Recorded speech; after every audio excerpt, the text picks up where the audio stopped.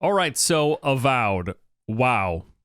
Just wow. I didn't really have many expectations going into this one. From the little gameplay footage that I'd seen over the years, nothing about the game was really hooking me or leaving me with much anticipation. But man, after playing this game, it's an entirely different story. This feels like a condensed, more jam-packed take on Skyrim. Imagine if you took Skyrim and put it in one of those vacuum seal bags. You just sucked all the air out and squished everything together. That's what Avowed is like.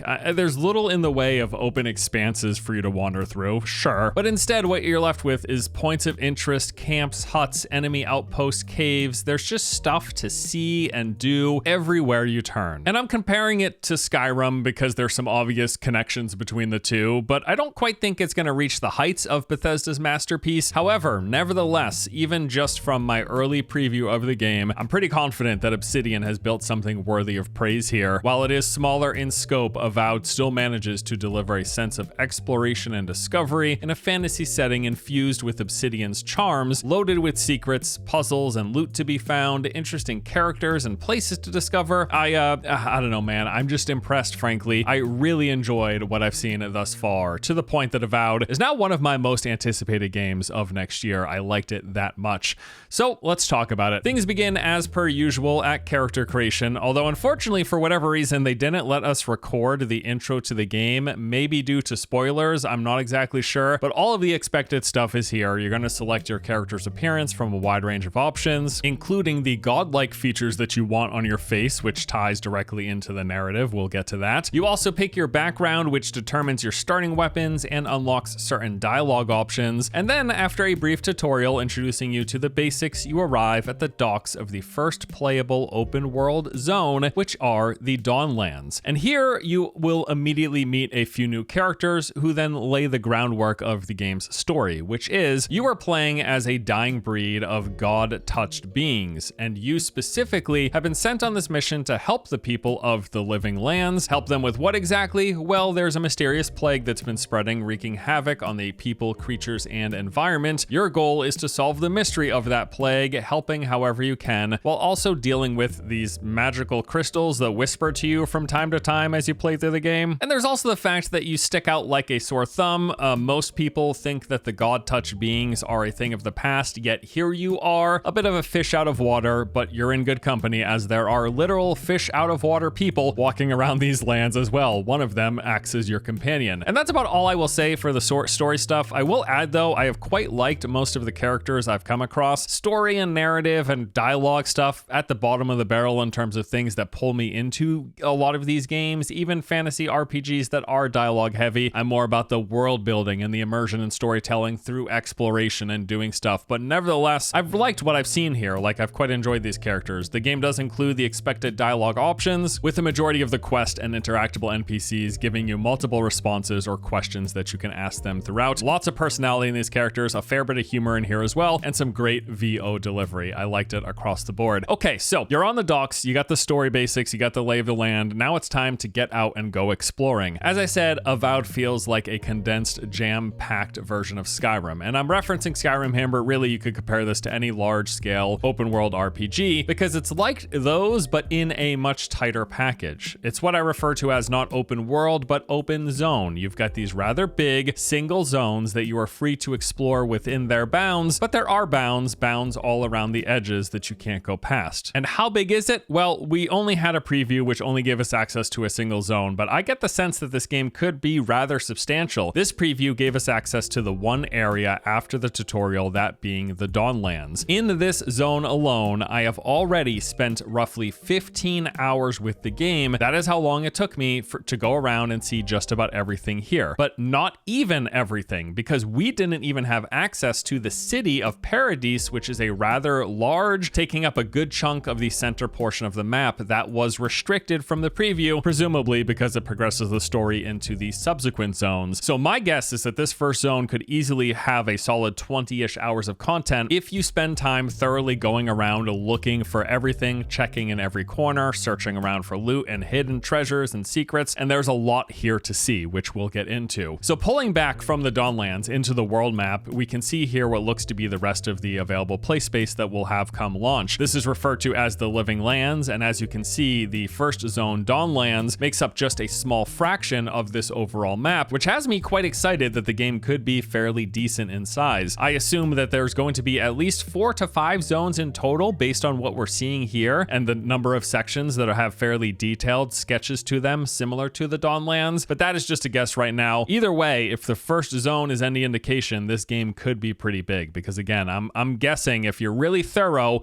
like completionist style, you got like 15 to 20 hours of content just in that first zone. There's a lot there. Okay, so back to the Dawnlands. You have just arrived, you're at the docks, you meet the characters, you've got your companion, the main story quest has been laid out, you got some stuff to go investigate. What's next? Well, it's time to start doing the open zone exploration action RPG things. You're going to be looking for loot, talking to NPCs, and picking fights with the local bandits, lizards, skeletons, and spiders, all of which there's plenty of all around. This game is dense with points of interest and places to see. I mean, you are practically tripping into new POIs everywhere you walk. I counted 35 named areas in total in the Dawnlands alone. Now, I'm not going to walk you through each and every one, but I will highlight some of my favorites. After exploring the first major town, which I spent a good 30 to 60 minutes in, going around, picking up all my quests, interacting with the vendors, rooting in corners and in buildings, and going up scaffolding, looking for hidden treasure, which there was a lot of. After that, I then set out west of town and discovered this lighthouse. There were some notes outside that hinted at the thing being haunted. Scaling the scaffolding around its exterior rewarded me with a bunch of loot, including these unique move speed enhancing boots, and I found a treasure map that sketched out the location of some even more valuable loot. I later found that treasure, by the way, using the visual guide of the map marking its location, and I love when games do this. They give you a sketch of the surrounding landscape and landmarks and then Xing the spot where the treasure can be found, and you just kind of got to figure it out as you're moving through the world. I figured it out. I found the treasure.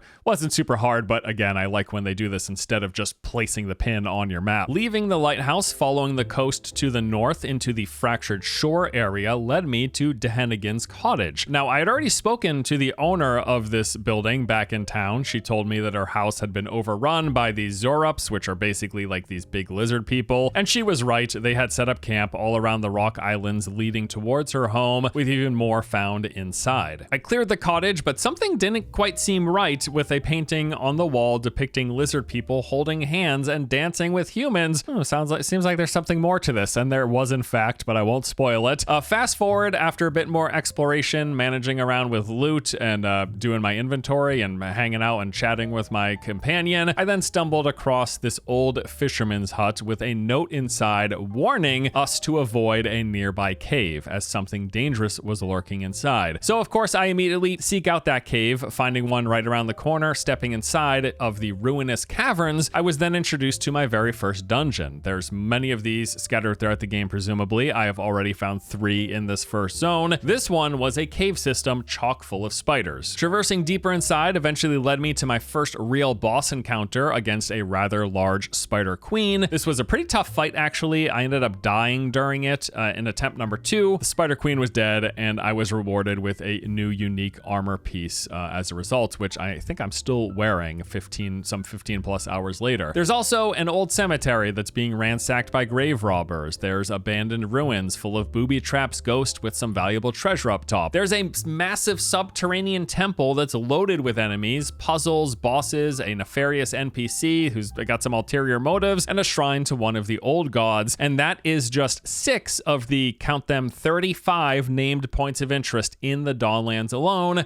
Like I said, there's a lot here. You are practically tripping over interesting locations at every turn. And as you've probably noticed as well in the footage you've seen thus far, the game leans heavily into thoroughly exploring these places. There's stuff to find everywhere. While you're moving through the world, you're gonna see in every corner these winding paths, ledges and scaffolding to climb, hidden rooms that you gotta try to figure your way into, and all of these inevitably lead to something, some valuable loot or treasure chest or unique item. And they give you a ton of reasons to check in every corner and around every bit of this environment for that very reason. Just about everywhere you look, where you think there might be something, there's probably something, including behind quite a few waterfalls. Make sure you're checking back there. You can mantle onto most everything in the environment. There are a few exceptions, some buildings and some mountainous areas you can't, and then all around the parameter of the mountainous region on the edge of the zone, you can't go up that, but everything within it is pretty much free reign. The world is chock full of breakables, including many different contextual barriers that you can do something to bypass. You've got basic breakable objects like crate and barrels, which you'll sometimes find resources, currency, or consumables inside, but then you've got things like weak walls that can be blown open or smashed through with certain heavy hitting attacks or charges. There are webs and other organic type barriers that can be burned through. There are grates that can be frozen to weaken their integrity, and which then allows you to break them. You can freely swim in any of the bodies of water. Many times you're going to find resources, chests, or even hidden caves underneath some of these locations. You can even freeze water anywhere, which creates a temporary platform. You're going to find things like these rock formations out in the ocean that can only be accessed this way, and a lot of these formations have some loot. So you want to freeze, make your pad, jump up, collect the loot. There are special generators that need to be struck with some form of electricity in order for you to activate them, often opening doors or secret areas. Yeah, lots of secrets, lots of things to discover, and a lot of focus on exploration, on rooting around the environment. Even though this isn't like one continent's worth of open world and it's more an open zone kind of game, there's so much here and there's so much exploration and things to find within that space, which is why I said it's like Skyrim vacuum sealed into a condensed package. That's how I felt while playing through this game. Now let's talk about combat. One of my most important things in any game that I play, I want the game to feel good when I'm engaging with enemies. I would say the combat in Avowed feels pretty darn good. If we're continuing to make comparisons to Skyrim, which I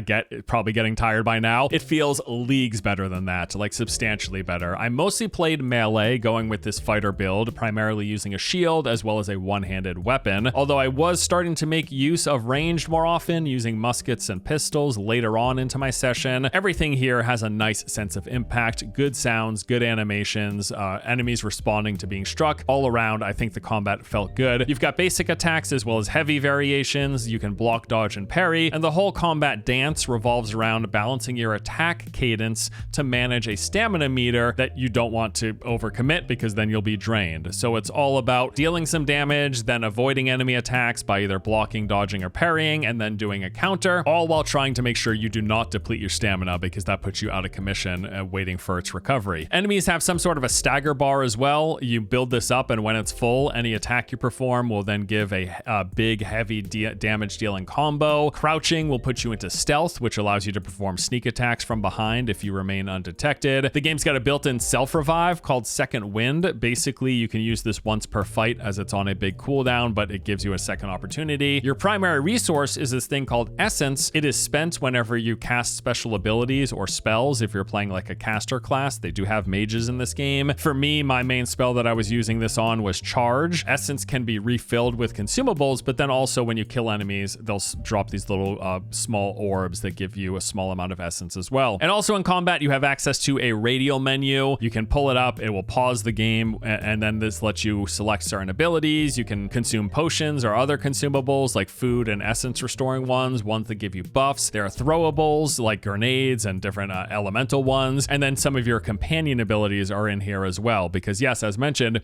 you do have a companion. The game basically gives you one right at the start after arriving at the docks in the first main town. His name is Kai. He's got a backstory and all that, but in terms of combat, he's got a few useful skills where he can engage with and stun enemies. He can apply burning debuffs and quite a few other things. Now, other than helping in combat, he's also going to chime in with little quips now and then. You're going to build a relationship over time. The game has a whole camping system where you can do some managing and progression stuff, but also talk with your companions. Now, I do assume that there's going to be other companions as well that you unlock later on in the game, but with all my time in the first zone, Kai was the only one that I ever came across. As you've seen in the footage, there's quite a variety of the typical fantasy enemies that you're going to be fighting. You're going to see bandits, you're going to see the Zorops, those lizard people. There are spiders, you got skeletons, you got ghosts, you got ogres, and a variety of different bosses. I don't know exactly, I didn't keep tabs, but I want to say that I saw like 10 to 15 bosses in my time with the game. The party camp, as I mentioned, all throughout the world are these camping locations. They're designated areas, and it acts as a place for you to rest. Going there will restore your health, and you can use it to pass pass the time, sleeping through the night to restart at the daytime. You can also talk to your companions, having a little dialogue and building a relationship. And then there's also quite a few management and progression systems here. You've got a stash, which is storage for any spare items you don't want to carry around. The game does have encumbrance. It wasn't too oppressive, but I ran up against being fully encumbered a couple of times in my play session. There's a cauldron where you can go to craft food and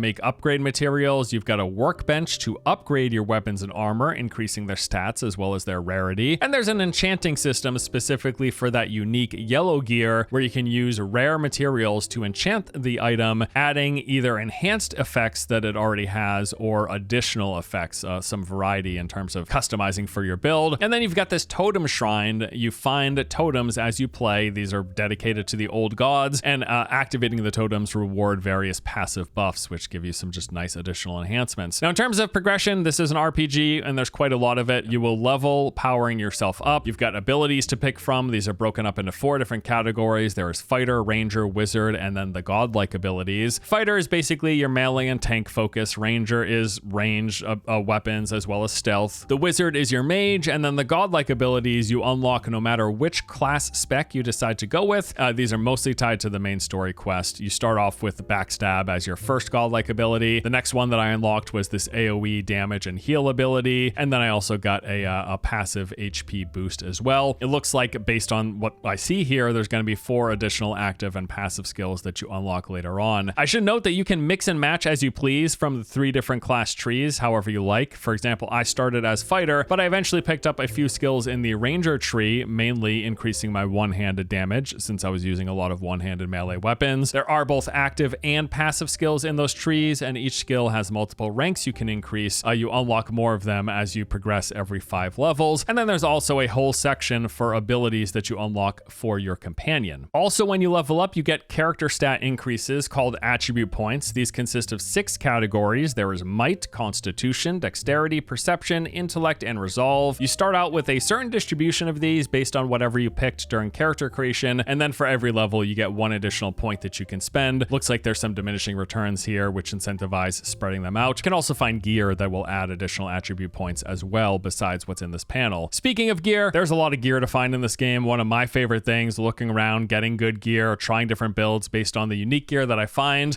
Massive amounts of variety here. In fact, I counted 15 different classes of weapons in the game, and there might be even more. That's just what I found so far. These include muskets, axes, bows, daggers, great axes, grimoires, pistols, spears, wands, and there is more. In addition to the weapons, you've also got armor. There is a base armor, which basically consists of like your chest, shoulders, and legs. It's one piece just called armor. And then there is also a slot for gloves, a slot for boots, an amulet, and 2 ring slots. And then for all of the gear that you find, it's going to drop in different rarities and quality, with the most valuable gear being uniques, the yellow items that are of high value and also come with special bonuses. Here's some examples of some of the uniques that I was wearing with my character. I had Wayfarer's armor, which is a tanky piece, regenerates health when I'm below 20% and also adds 10% move speed. I had Gloves of the Strangler, which gave 10% crit chance and 20% bonus stealth damage. The Arcanist boots I found atop the tower, granted 5% bonus healing and 10% move speed. I found the Title Ring, which made it so that I would regenerate health whenever standing in water. The Vindictive Band, which gave critical hits,